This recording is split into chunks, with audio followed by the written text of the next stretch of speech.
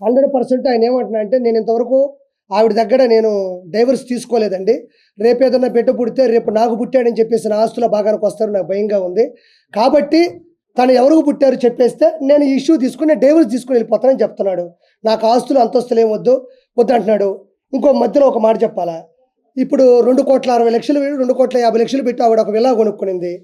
100% villa కొనుక్కుంది, ఆధారాలతో సహా పట్టుబడింది. ఆయనే చెప్తున్నాడు, నేను 1,60,00,000 పెట్టుకొని బ్యాగ్ పట్టుకొని వచ్చాను, నాకు ఇద్దరు కూతురు పుట్టారు కాబట్టి నాకు ఆయన చెప్పేశాడు, ఒప్పుకునేశాడు. రేపు కేసు వస్తే ఆయన కూడా జైలుకి వెళ్తారో వేరే విషయం.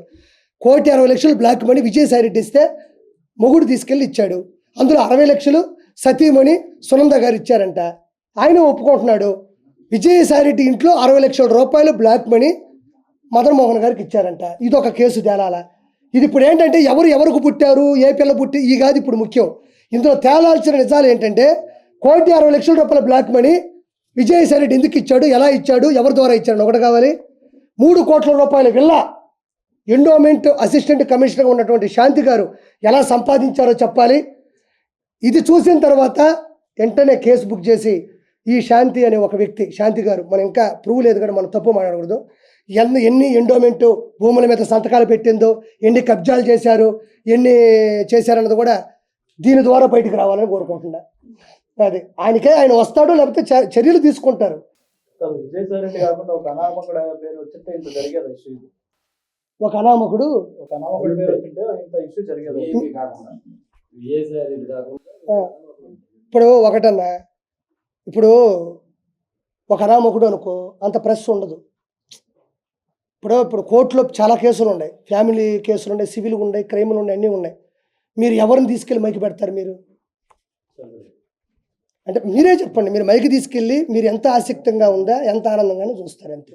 ఓ ప్రెస్ వచ్చిందంటే దేనికి వస్తుంది? అందులో విషయం ఉందనే దానికన్నా వివరణ ఇచ్చేవాడు ఎవడని ఉంటుంది అంతే. ఇంకోటి విచ్చలవిడిగా రోడ్డు మీద పడాలి, లేదంటే అది భావోద్వేగానికులోని పెద్దదవ్వాలి. అది లేనప్పుడు నేను అదే అంటున్నా, ఇప్పుడు కెమెరా అనేది అన్ని చోట్ల పెట్టాలని మనకే ఉంటుంది. అది వెలుగులోకి ఎంతవరకు వచ్చింది? ఇప్పుడు ఉందనా, నాకు రేపు కేసు వస్తే నీకే ఫోన్ చేస్తా, వచ్చి ప్రెస్ మీట్ పెట్టు, తప్పే ఉంది అందులో. అతను చూడు, ప్రజలు వేరు, ప్రజల చేత ఎన్నుకోబడ్డ వ్యక్తి వేరు. ప్రతి కాన్స్టిట్యున్సీలో, ప్రతి నియోజకవర్గంలో 2 లక్షల చిల్లర ఓట్లు ఉన్నాయి. అంటే 2 లక్షల మంది అతను ఎంచుకున్నట్టే. అపోజిషన్కి వేసినా, పొజిషన్కి వేసినా 2 లక్షల మందికి అతను బాధ్యుడే. అలాంటి ఒక రాజ్యసభ సభ్యుడు ఢిల్లీలో పార్లమెంట్లో ఎగువ సభలో కూర్చున్న ఒక వ్యక్తి ఎలాంటి అలిగేషన్ వచ్చినప్పుడు ఖచ్చితంగా అది సమాధానం చెప్పి తీరాలి. ఎవడైనా చెప్పాలి. ఎవరి శక్తి కొలది, ఎవరు హొందా కొలది, కొంతమంది బయటపడరు, కొంతమంది బయటపడతారు. అతను రాజ్యసభ సభ్యుడు కాబట్టి అతను ప్రజల చేత పైన ఉన్నాడు కాబట్టి ఆ ప్రజలకు సమాధానం చెప్పి తీరాలి. ఇప్పుడు ఒక కుటుంబం చేత ఎన్నుకున్నాడైతే ఆ కుటుంబం పెద్దగా సమాధానం చెప్పాలి. వైఎస్ఆర్సీపీ అధికారంలో ఉన్నప్పుడు కూతురు ప్రవాహం ఏ విధంగా అవును. సో ఈయన రాజ్యసభ సభ్యుడే అండి, మీడియా ప్రతినిధులపై కుటుంబం మీదే ఆయన చేసిన వ్యాఖ్యలు కొంత దుమారం అవుతుంది.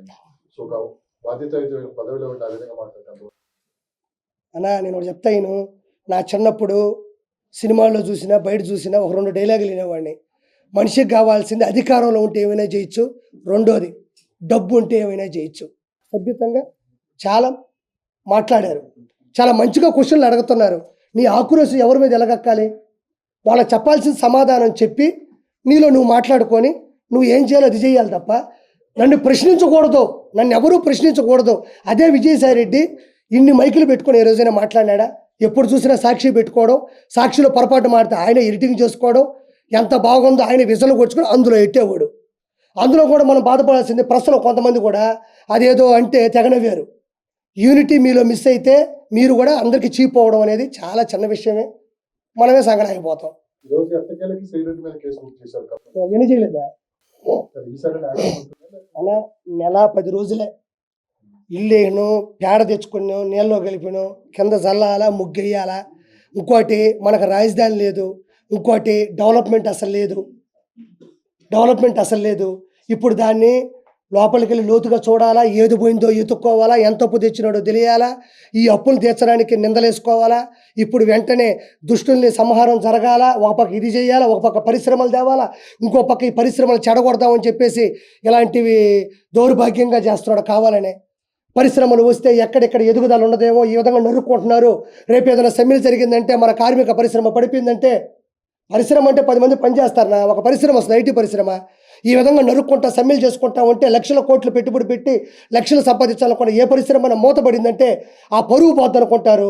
ఇలా అసభ్యంగా ఇలా మైలేజ్ తగ్గిస్తూ ఉంటే ఏం జరుగుతుంది మీకు తెలియదు ఏముంది. కాబట్టి పరిశ్రమలు మీరు నమ్మరు కానీ వాళ్ళు నిజంగా చాలా దృఢమైన సంకల్పంతో ఉన్నారు, తండ్రి కొడుకులు ఇద్దరు కూడా. వాస్తవంగా నాకు తెలిసింది చెప్తున్నాను, నేను పార్టీ సభ్యుని కాదు. వాళ్ళు పరిశ్రమలు తెస్తున్నారు, మంచి మంచి పరిశ్రమలు. ఈ విధంగా ఈ పనులు చేయడం వల్ల కొంచెం వాళ్ళు ఇబ్బంది పడుతున్నారు. నేను అందుకే అంటున్నా, ప్రజలు ఉత్తేజితమయ్యి తల్లిదండ్రులకు ప్రతిరోజు మనం చెప్తానే ఉండాలి. అధికారంలోకి వచ్చి 30 రోజులు అవుతుంది, 30 మర్డర్లు జరిగాయి ఆంధ్రప్రదేశ్ లో. ఇది లోకేష్ గారు రెడ్ బుక్ లో ఉన్న స్క్రిప్ట్ ప్రకారం జరుగుతుంది.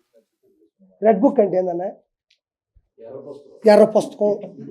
ఎర్ర పుస్తకం అంటే ఏందన్నా? దానికి చెప్పలేదు సమాధానం. ఏదో పెద్ద ఈయన కాబట్టి సాధించాడు ఎర్ర పుస్తకం.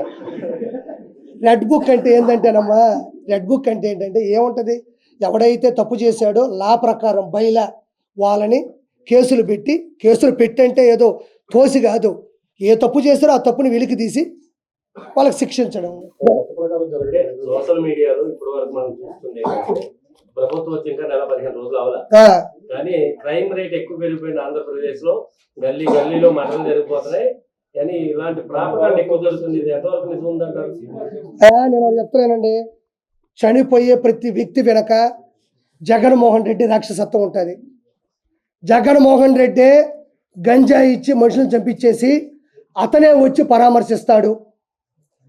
ఎప్పటి వరకు జరిగిన వినాలా, ఎక్కడ వరకు అడగ వినాలా, అది ఇటు వచ్చి అందరం కలిసి మాట్లాడదాం. వాడు చెప్తున్నా, నా మాట నమ్మండి, ఎప్పటి వరకు జరిగిన ప్రతి హత్యలో జగన్మోహన్ రెడ్డి రాక్షసత్వం ఉంది, జగన్మోహన్ రెడ్డి ప్లాన్ ఉంది. జగన్మోహన్ రెడ్డి కోసం ప్రాణాలు ఇవ్వడానికి సిద్ధంగా ఉన్నారో లేదో నాకు తెలియదు, కానీ వాళ్ళ ప్రాణాలని బలి తీయడానికి జగన్మోహన్ రెడ్డి సిద్ధంగా ఉన్నాడు. మనం 2 గ్లాసులు తాగితేనే పిల్లల దగ్గర చెప్తూ కొట్టించుకుంటాం, ఏం మాట్లాడో మనకే అర్థం కాదు. అలాంటిది గంజాయి తాగితే ఓడి ఏం ప్రవర్తిస్తాడో, ఓడి ఎలా ప్రదర్శిస్తాడో. అలాంటప్పుడు ఎన్నికలు పెట్టడం ఎందుకు, ఎలక్షన్లు పెట్టడం ఎందుకు, క్యాంపెయిన్ చేయడం ఎందుకు, పాటలు కొట్టించి జబ్బుకు జబ్బుకు జబ్బుకు జగనన్నా జగనన్నా జగమంతా ఎందుకు పెట్టాలా? బలమైన పార్టీ అయితే నువ్వే ప్రెస్ మీట్ పెట్టుకొని, నువ్వే ఒక అసెంబ్లీ కట్టుకొని, నువ్వే మీ వాళ్ళని పెట్టుకొని డబ్బులు వేసుకొని కొట్టుకో. ప్రతిపక్ష హోదా అంటే బై 10% సీట్లు ఉంటేనే వస్తారు. అతనికి వచ్చిన 11 సీట్లకి కనీసం తెలంగాణ అసెంబ్లీలకు కూడా ప్రతిపక్ష హోదా లేదు అతనికి.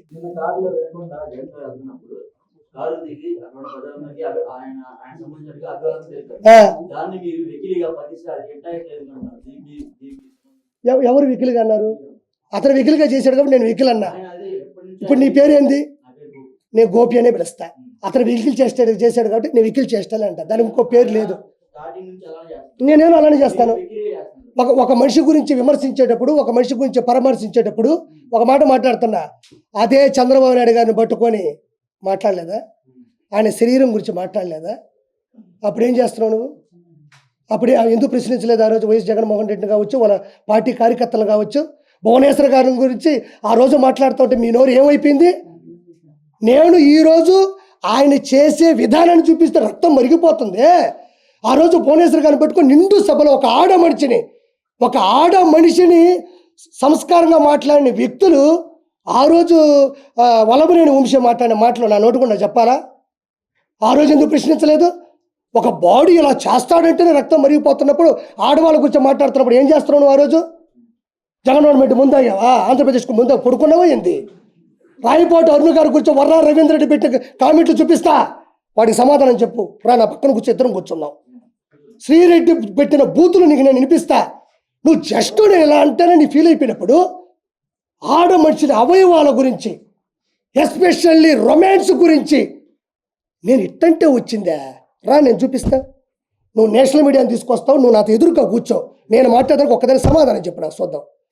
బాడీ షేములు నీకు రండి సార్, బొల్లు వచ్చింది, గంట గంట గంట గంట కూర్చోలేవు నువ్వు, ముసల్లా కొడక అన్న. వినండి సార్, ఏం తప్పే జరిగింది తెలియాలి కదా ప్రజలకి. ఆయన అడిగాడు, నేను సమాధానం ఇవ్వాలిగా. నేను తప్పించుకుని వెళ్ళాల్సిన అవసరం ఏమన్నా? మామూలు బూతులు ఈ రోజు కాదండి, రేపైనా ఇవే మాట్లాడతారు అసెంబ్లీలో వాళ్ళు. ఈ రోజుతో ఆగిపోతుంది. వెన్నుపోటు పొడిచాడు, గుండెపోటు, ఈ రోజుతో ఇవి ఆగవు. నన్ను అడిగాడు కాబట్టి నేను ప్రశ్నిస్తుండా. చంద్రబాబు నాయుడు గారిని వయసు తారతమ్యాలు లేకుండా ఎన్ని బూతులు మాట్లాడారో. పవన్ కళ్యాణ్ గారి గురించి 3 పెళ్ళిళ్ళు మాట్లాడుతుంటే ఏమైపోయింది? 3 పెళ్ళిళ్ళు సభ్య సమాజంలో ఆయనకు నచ్చల, విడాకులు తీసుకున్నాడు. బయలా లాయర్ని పెట్టుకున్నాడు, వాళ్ళు పడ్డారు, వాళ్ళు ఏదో పెళ్లి చేసుకున్నారు, పిల్లకాయలు కనుక్కున్నారు. ఏదో బుల్లెట్ తగులుతుంటే హీరోకి చివరిలో నొక్కుతుంటారు చూడు, అక్కడ నొక్కితే హీరో కింద పడుతుంటాడు. ఈరోజు ఏమైంది? ప్రెషర్ కుక్కర్ పేలింది, పవన్ కళ్యాణ్ గారికి 100% వచ్చింది. వైఎస్ జగన్మోహన్ రెడ్డి గంజాయిని ప్రేరేపించే ఈరోజు ఈ విధంగా జరుగుతున్నాయి. నేను ఎప్పుడూ ప్రెస్లో ఎవ్వరు ఏ సమాధానం అడిగినా నేను నిలబడే చెప్తా. నాకు తెలియదు అనేదంటే ఏది ఉండదు. మీరు ఏదైనా అడగండి. జగన్మోహన్ రెడ్డి అన్నారు, జగన్మోహన్ శ్రీరెడ్డి నన్ను అనిందయ్యా, మా ఇంట్లో ఆడవాళ్ళని అనిందయ్యా. నేనేమన్నాను? వేమిరెడ్డి గారి గురించి తప్పుగా మాట్లాడితే ప్రసన్న కుమార్ రెడ్డి నేను మాట్లాడినా. లోకేష్ గారిని ఇలాంటి ప్రతిపక్ష నాయకులందరినీ కూడా ఎవరిని మాట్లాడలేదు. మండలిలో ఉన్నా సరే, అసెంబ్లీలో ఉన్నా సరే. అవును. ఇప్పుడు జగన్మోహన్ రెడ్డి గారిని కూడా ఆ పార్టీకి సంబంధించిన ఆయనతో పాటు ఉన్న మిగతా 10 మంది ఎమ్మెల్యేలు కూడా ఇట్లాగే అడగలిగే ప్రయత్నం జరుగుతుందా, లేకపోతే వాళ్ళు మీకు ఈయన అడిగిన క్వశ్చన్ ఏంటంటే, ఆ మూలం అడగబట్టి ఈ పక్కన మీకు చెప్తున్నా. అప్పుడు అచ్చెన్నాయుడు గారు వాళ్ళు వీళ్ళు ఎమ్మెల్యేలు ఉన్నారు కదా, అప్పుడు జగన్మోహన్ రెడ్డి గారు అసలు మాట్లాడనీ లేదు, ఇప్పుడు ఎందుకు మాట్లాడినిస్తారా, మాట్లాడినవాడని అడుగుతున్నాడు. చంద్రబాబు నాయుడు గారు అలిగి వెళ్ళిపోయింది, మీరు 2014 నుంచి 19 దగ్గర ఏమి పోలవరం ప్రాజెక్ట్ చేశాడు అవి అడిగిన దానికి సమాధానం చెప్పలేక కాదు. ఇంట్లో ఆడవాళ్ళని దారుణమైన మాటలు మాట్లాడుతుంటే తట్టుకోలేక నిండు సభలో ఇంకా ఆడవాళ్ళని అక్కడ ఇంకా మాటలు అనిపించలేక వెళ్ళిపోయినాడు. చట్టసభ అనేది ఎలా జరగాలంటే, అసెంబ్లీ అనేది ఎలా జరుగుతుందంటే, వీళ్ళకు ఒక సమయం ఇస్తారు, వాళ్ళకు ఒక సమయం ఇస్తారు, వీళ్ళు మాట్లాడాలి. అది ఎవరికైనా ఇవ్వాల్సిందే. ఇప్పుడు 11 మంది వచ్చారన్నా, ఈ 164 మంది మాట్లాడుకుంటే ఏముంటుంది? అదే మన చుట్టాల సభ అవుతుంది. చట్టాల సభ ఎందుకు అవుతుంది? అదే వాళ్ళు మాట్లాడతారు, వాళ్ళు చెప్పేది వాళ్ళు చెప్తారు, వీళ్ళు చెప్పేది వీళ్ళు చెప్తారు, వాళ్ళు వినేది వీళ్ళు వెళ్తారు, అన్నిటికీ సమాధానం ఉంటుంది. ఇప్పుడు ఢిల్లీ వేదికగా ధర్నా చేస్తారంట పార్టీ గారు, ఎంపీలు అందరూ, ఎమ్మెల్యేలు, తర్వాత మన ఎమ్మెల్సీలు అందరూ కూడా ఇవాళ పార్లమెంట్ పార్టీ మీటింగ్ లో చెప్పారు, బుధవారం రోజు ధర్నా చేస్తాం. అక్కడ రాష్ట్రపతి గారి అపాయింట్మెంట్ కోరాం, ప్రధానమంత్రి అపాయింట్మెంట్ కోరాం, కేంద్ర మంత్రుల అపాయింట్మెంట్ కోరాం. ఈ హత్య రాజకీయాలకు సంబంధించి 4 రోజులు అయినప్పటికీ కూడా కేవలం 4 రోజుల వ్యవధిలోనే 30 హత్యలు జరిగినాయి, 300 వైసీపీ కార్యకర్తల కుటుంబాల మీద దాడులు జరిగాయి. ఇవన్నీ వాళ్ళందరికీ తెలియజేస్తాం అని చెప్తున్నారు జగన్మోహన్ రెడ్డి. ఇప్పుడు వైఎస్ జగన్మోహన్ రెడ్డి ఇటు చూడండి, ఒకసారి సైలెన్స్గా ఉండాలి బాబాయ్, అయిపోయింది ఆగండి. ఈ పేపర్ ఒకసారి చూడండి, నువ్వు చెప్పిన చక్కని సందేశం ఇస్తాను. నేను కూడా క్షమించండి, నువ్వు అనేది మీరు అనాలి, ఒక్కోసారి వచ్చేస్తుంటే ప్రేమతో. కనబడుతుందా లేదా? ఇదే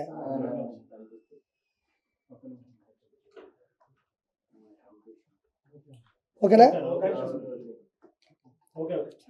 ఇది చూద్దాం. 2019 నుంచి ఈ రికార్డ్స్ నుంచి తీసుకున్నా, ఈ చట్టంగా ఉన్నట్టు 2019 నుంచి 2024 మధ్యన జగన్ పాలనలో హత్యలు చూడండి సార్. క్రమ సంఖ్య 1, వివిధ కేటగిరీలు సంఖ్య 3, బీసీ 300 మంది, ఎస్సీ ఎస్టీలు 188 మంది, మైనారిటీ సభ్యులు 11 మంది, మహిళలు 991, పార్టీ కార్యకర్తలు 79, ఎన్నికల కోడ్ సమయంలో హత్యలు 13, ఎన్నికల తర్వాత జరిగిన హత్యలు 6, మొత్తం 1588.